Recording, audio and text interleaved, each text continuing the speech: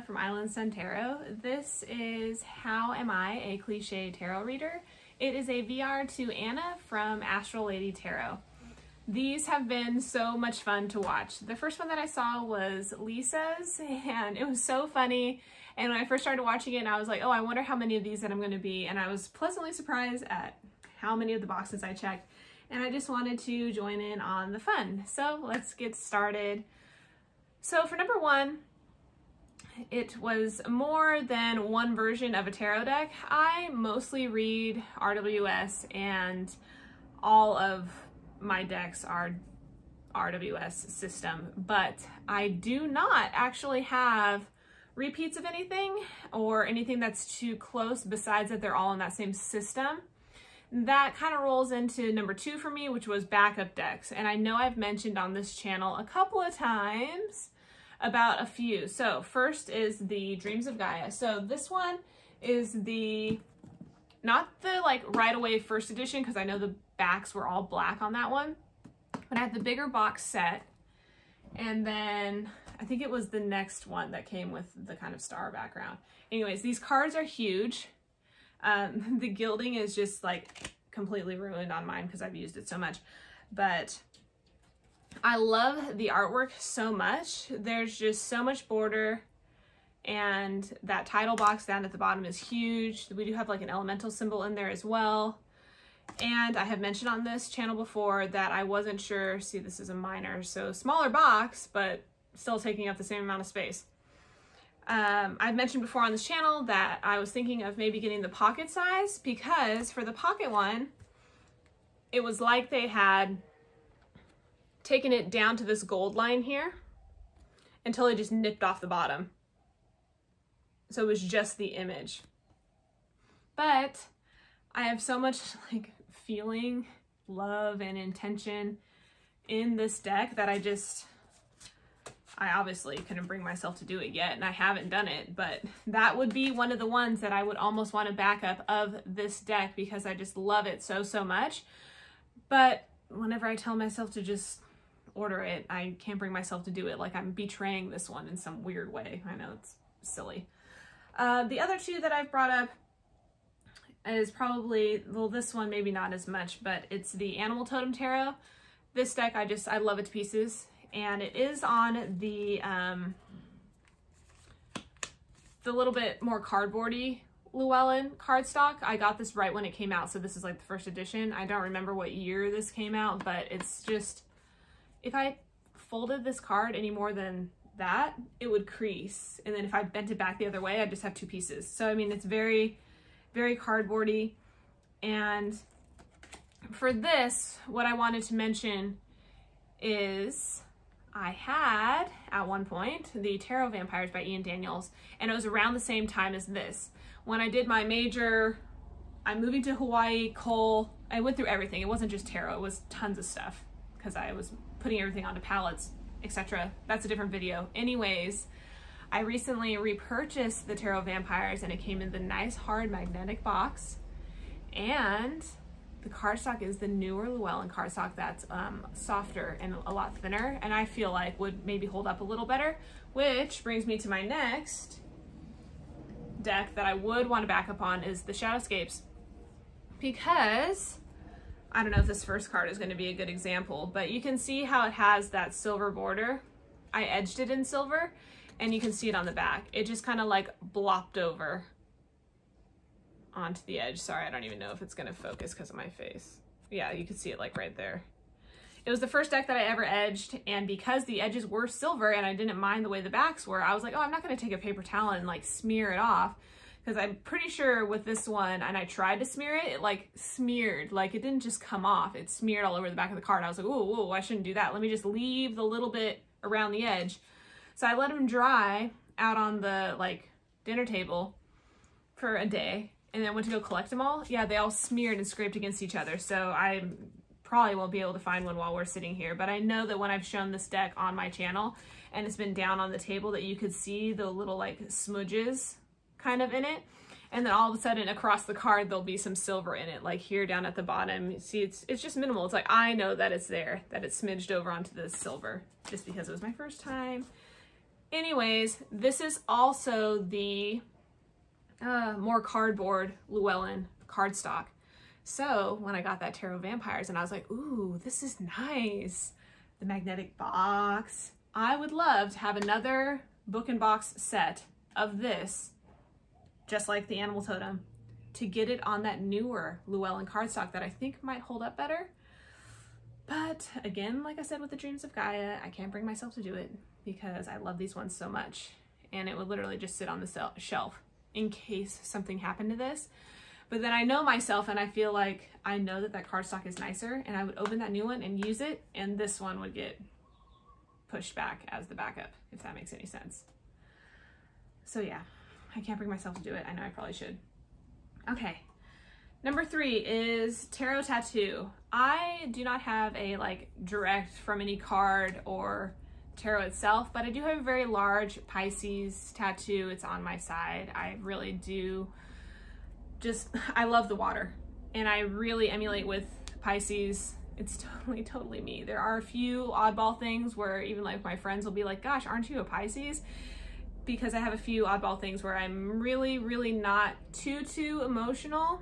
I can be, but it's about certain things that have like deep meaning to me, besides children aside, because that obviously can be very emotional, but like my dogs and my horses, my animals, I'm very attached to.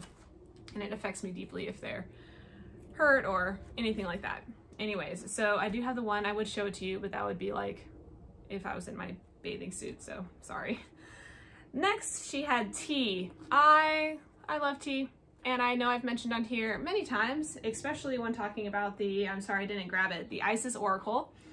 I will sit in the evening, or even the Work Your Light Oracle, and I'll sit in my rocking chair with my cup of tea. But since it was brought up, I saved the little box from this last one. This is it. Oh, I love it so much. If it's not this, it's just regular jasmine tea, which I actually don't have the box to because my grandma sends it to me from the mainland. But anyways, this tea is amazing. I absolutely love it. Green tea, super antioxidant. It's got a few other things in there besides green tea. Lemongrass, jasmine, which is the other tea that I drink. Anyways, this brand is amazing.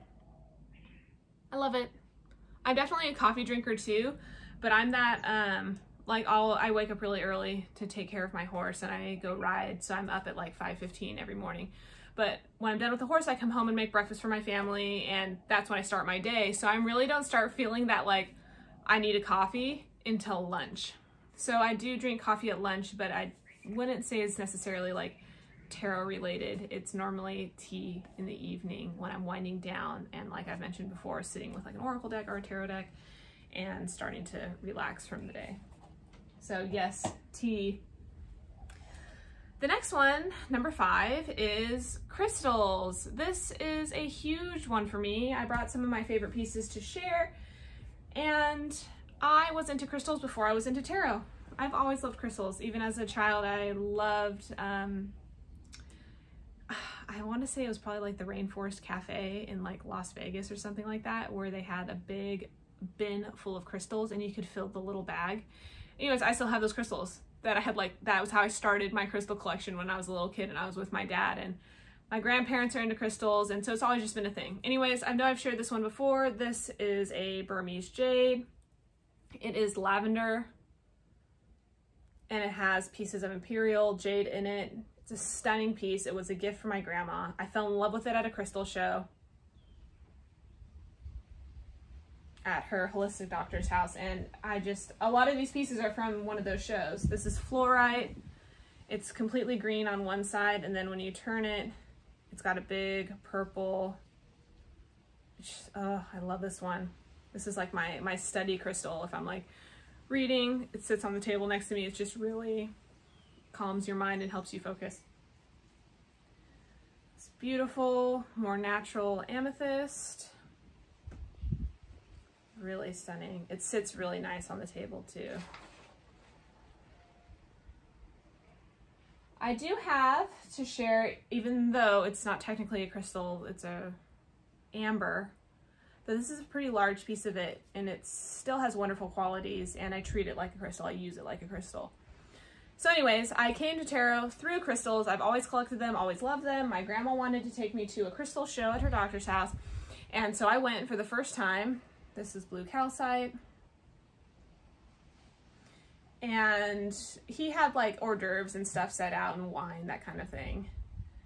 And a gal sat next to us, and she knew my grandma, but she didn't know that I was going to be there. Sorry, my dog just ran by.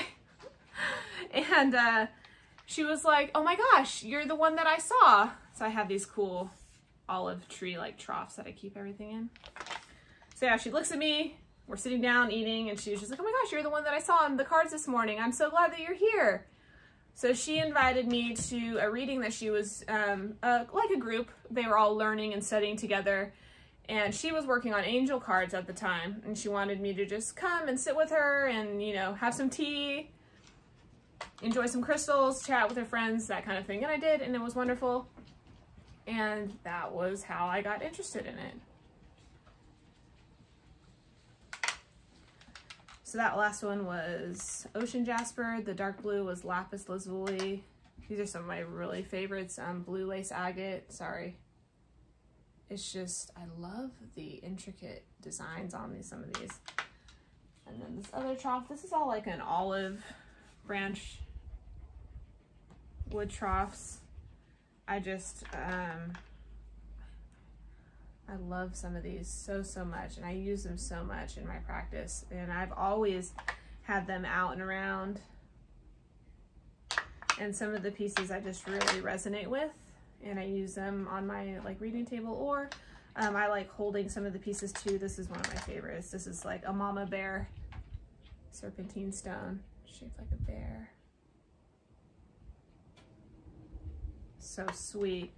So yeah, those are just a few of my favorites, but that is when I sit with the crystals. When I've got my tea, relaxing, I'll sit with a crystal, just whatever resonates with me throughout the day. It depends, you know, different things.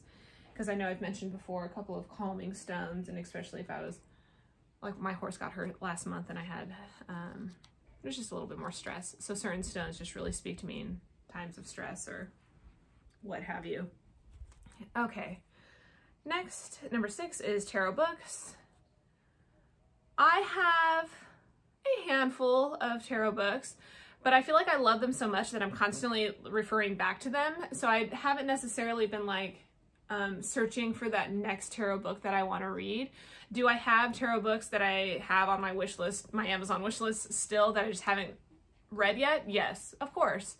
But I have loved these other ones so much. Please check out my favorite tarot books video, because that's probably like my top 5 right there. Definitely off the top of my head, I can say the 78 Degrees of Tarot I just absolutely loved, because it was just more of the history, because I really do enjoy that aspect of it. Okay, number 7, tarot journal. I used to a really long time ago when I first got started, because I was journaling to help myself learn.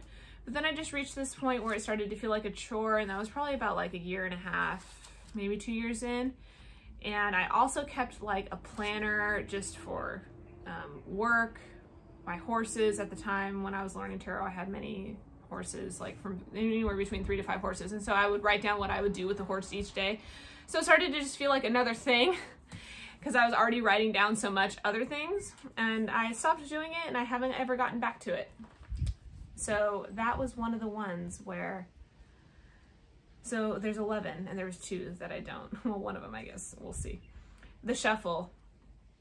Yes, I could sit there and shuffle, and sometimes when I almost like, it's very soothing.